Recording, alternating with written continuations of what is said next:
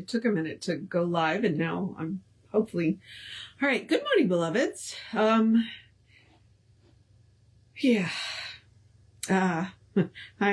am now a 2-cat household. Foster, the compassionate thing to do was to let him go yesterday, and so we did. There was no way for me to do this yesterday. But I'm here today. We are doing the Living the Science of Mind. We are on Thinking Affirmatively. But before we do that, let's just do the housekeeping, get that out of the way, which is just to remind you, we are Creative Life Spiritual Center. The website is creativelife.org. The contact email is info@creativelife.org. You get 1 email a week, tells you what's going on for the week of the month. The hot links are hot, and nobody will get your email. So there's that. With the social medias, we do not monetize the social medias. So what we ask you to do is to go like, subscribe, share, follow, comment, based on which platform you're on, and it bumps us in the algorithms, and more people get to see our stuff. We don't want to deal with the ads any more than you do. So if you would do that, we are Creative Life Spiritual Center or Creative Life Spark, depending on which platform you're on. And I am the running Rev Ryan on all of the platforms that I am on. All right. That's that. So the Living the Science of Mind is a collection of essays. All but 2 of them came from his study at home course that you could find at the back of the Science of Mind magazine. You could send off for it, and then every week they would send you a new lesson. So that's where these came from. Which is a really interesting little study course. I think it's like 6 books, because they did collect them all up, and I believe it's currently out of print. But hopefully, the archives had it, but I don't know. Yeah, I don't know what's going. Which, by the way, next weekend is the opening of the archives, the grand opening of the archives. So that's really cool. If you're going to be in the Kansas City area, you should go. I'm not. I'm going to stay home and mind the store. Even though, the director of the archives is one of my classmates, and I consider her a dear friend. So, all right. I think that's it. So let's get on with this. Glasses on. Light on. Thinking affirmatively. I like these articles from the standpoint of they are like the Science of Mind text was very technical, and these are a little more, I would say, personal. So they're written in a, I hesitate to use the word friendlier tone, but like with the Science of Mind text, he was like trying to communicate an idea. And this, it's like he's talking to a friend. So that's what I mean by friendlier tone. So, all right, thinking affirmatively. There is a power for good in the universe greater than you are, and you can use it. We all believe this. The question is, why do we not use it more effectively? If all things are possible to faith, why do we not have more faith? If affirmative prayers are answered, why do we not always pray affirmatively? Let's try to figure out how we can be more effectively cooperate. That sentence does not make sense. Let us try to figure out just how we can more effectively cooperate with the law of mind in action. Maybe if I would read it as it was written. Okay. First, let us begin with the thought that we are all united with the invisible force which is creative, and that we are already one with the universal mind which can do anything. Next, let us consider that we are centers within this mind, and that the sum total of all our thoughts is either silently attracting good to us or repelling it from us. And third, let us know that we can change our thinking, and in doing so, cause the law of good to act affirmatively for us instead of negatively. Let us start with the first proposition. We are surrounded by a creative mind which reacts to our thoughts. This is the basis of all faith and all effective prayer. This is why Jesus told us that when we pray, we should believe we already have what we desire. When Jesus said that it is done unto us as we believe, he implied that there is a power that can, will, and must react to us. But this power has no choice other than to react to us in the way we think. This power acts as a law operating on our beliefs. This is why Jesus said it is done unto us as we believe. Until the time of Jesus, it had been believed that God might help us, that there were concessions he would make if we pleased him, or if we performed certain rites or ceremonials. Jesus changed these suppositions into certainties. He said simply and directly that there is a power that operates on your belief and the way you believe. Therefore, he added, to be sure that you believe that you already have what you desire, and then the law of good will bring it to you. But even the law of good, which is all powerful, can bring you only as much good as you accept. This accepting is an act of your own mind. It is an act of faith. No one else before Jesus had made such a claim. Only within the last 100 years or less have people come to realize that he was talking about a spiritual principle in which we all are rooted, which operates on our faith, our conviction, and our acceptance. I don't know about the last 100 years. I'm betting there were pockets of people who believed it. They just didn't get a lot of press. But back to Ernest. It is very simply that his claim, it is the very simplicity of his claim that causes us to overlook its deep and dynamic meaning. Jesus was really saying this: you are surrounded by a mind, a power, an intelligence, or a principle that receives the impress of your thought and acts upon it exactly as you think. Your thought is like an image held in front of a mirror. Thought itself is a law reflecting back to you what you think. Now, we come to our second concept. We are thinking and active centers in this mind, and the sum total of all of our thoughts is either silently attracting good to us or repelling it from us.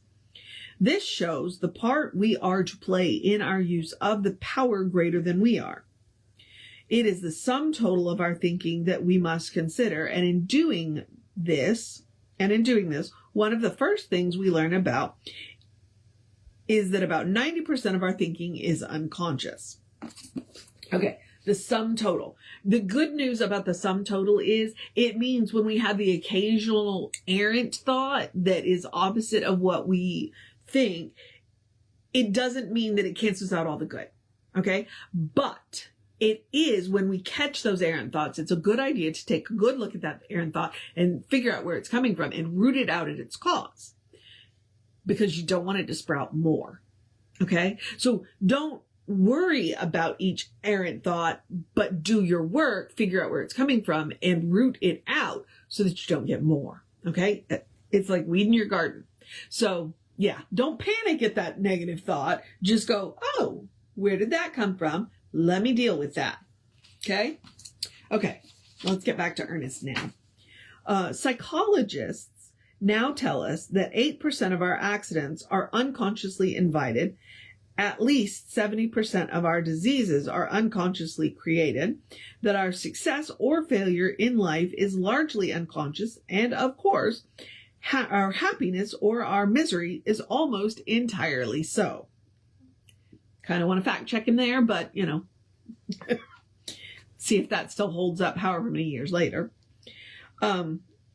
You see, scientific investigation verifies what you and I are talking about.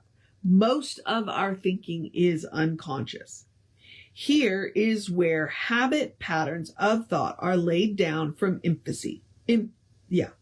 It should be our purpose to find out what those thought patterns are, and when they are unhappy or morbid or filled with fear, to change them so that the natural, normal flow of life force shall be resumed. So we come to our third idea. We can change our thinking, and in doing so, cause the law of mind to act affirmatively for us instead of negatively. Jesus gave us the perfect technique for doing this. He told us that when our faith is in the good, it will obliterate evil. That is, good and evil are not equal powers. That right there is very important. Good and evil are not equal powers. Good always overcomes evil. Evil's not even a power in and of itself. It is a misuse of power. That is an important point. Not in the book, but that's what he's saying. All right, back to the book. The affirmative attitude will always overcome the negative. This is why we are now told to accentuate the positive and forget the negative. Just keep on thinking about peace and let confusion go. Affirm the good and forget the evil. This is a sound teaching. I love that Ernest wrote that. This is a sound teaching. This is what I mean by the friendly. He sounds like he's talking to a friend. All right. So Jesus told us that when we pray, we should become quiet, enter the closet of the self, close the door of the senses, and here make known our requests. But when we do this, we should be certain that we accept the answer, and then we shall get it. When ye pray, believe that ye receive, and ye shall have. Direct quote from Jesus. This idea is so simple that it often eludes us. We are surrounded by a creative mind which reacts to our thinking. The sum total of all of our thinking decides what is going to happen to us. We can change our thinking and cause the very law that limited us to bring us freedom. What more could we ask? What more could be given than this? The Bible says, ye know these things, happy, if ye know these things, happy are ye, if ye do them. John 13:17. So let us proceed to the doing. Going back to our first statement that we are surrounded by a mind principle which acts creatively on our thinking, let us make this the basis of our belief. Whether we call this mind principle spirit, God, or law makes no difference. The only thing that matters is whether we accept this self-operating power around us, a power which actually can and will do whatever ought to be done for us if we believe in it. And do we accept the fact that the sum total of our thinking decides what is going to happen to us? Our first proposition is one of faith. We must believe. It is natural to have faith and to believe, but when we find that we lack these qualities, we now know what to do about it. Because belief and faith are mental attitudes. Oh my goodness, where is my Sharpie? Not Sharpie, highlighter. There's that line. Because, I just lost my place. Because belief and faith are mental attitudes. So we practice affirmative prayer daily by saying, I do have faith, I do have conviction, I do believe, I do know and understand that there is a power greater than I am. I do realize that I can use it. There is nothing in me that can doubt, deny, or limit this power. My whole being accepts it, both consciously and unconsciously. Thus, we are preparing our minds to pray affirmatively, which means to pray effectively. If there is a principle of mind that reacts to our thinking or to our belief, it naturally follows that if we say it cannot, then it cannot because we do not let it. If we say it won't, then it won't because we do not permit it. And if we limit it to a little good, it cannot give us a greater good. The power itself is absolute. The way we receive it, the way we use it, is relative. Jesse says that a lot. The power itself is absolute. The way we use it is relative. It is up to us to accept it. All right. We can practice believing because thoughts are things. And when we say, I believe, and there is no doubt in me, we do two things. We affirm our belief, and by doing so, build a positive acceptance in the mind. At the same time, we reject our doubts by denying them. This is the way thought works. Realizing that 90% of our thinking is unconscious, we should daily affirm that there is nothing in us that denies the good we affirm. That every experience we have ever had which denies that good is wiped out of mind and memory as a negative force. That we are forgiven our mistakes and encouraged to go on and do better. And that's what I'm talking about.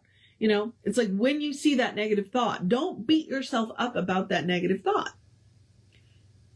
Figure out where it's coming from and fix it.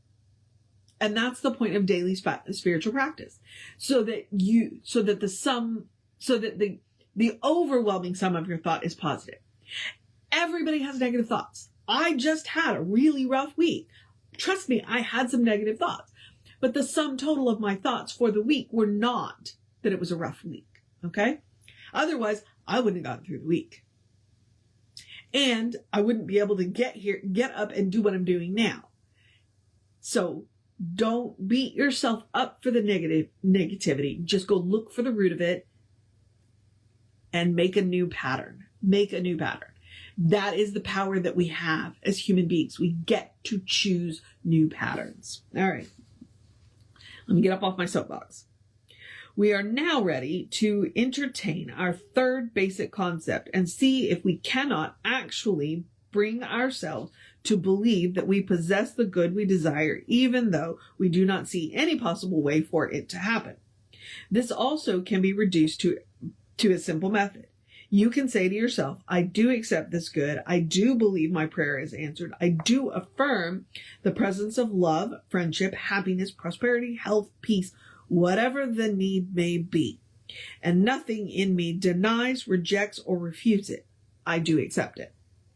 You will find that after you have done this for a while, there will come a gradual acceptance of your affirmation.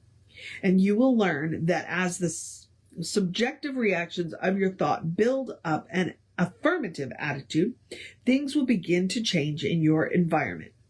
It may take a little time, but you now have the courage, knowing that you are dealing with a definite principle and that it cannot fail.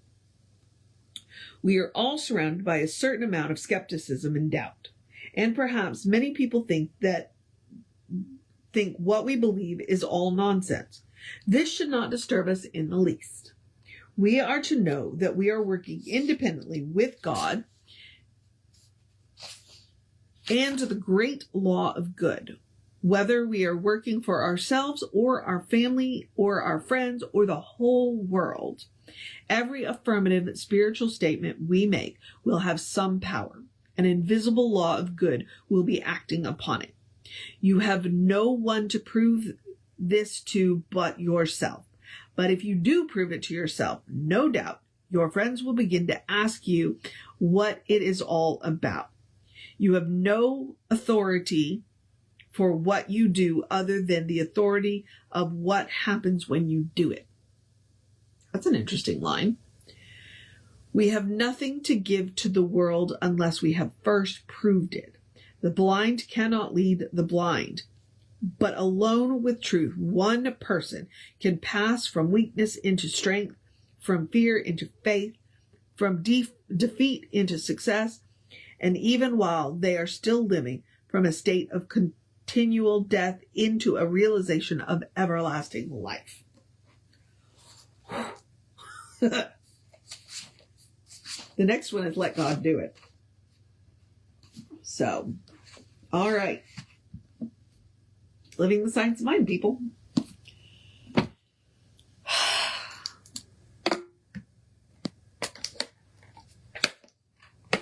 Okay. That was a master class. And I don't have anything to say. I think I got all my comments out while I was in the reading. So yeah. All right. I am going to encourage you to have a great day, a wondrous day, a fantastic day, a magical day, an enchanted day, a wonderful day, an awesome day, an amazing day. A take care of yourself day. A go have a good cry day. A drink plenty of water day. A cuddle your fur babies day. A tell somebody you love them day. A take a nap day. A listen to some good music day. A you got this day. A good day. And if that is too much pressure,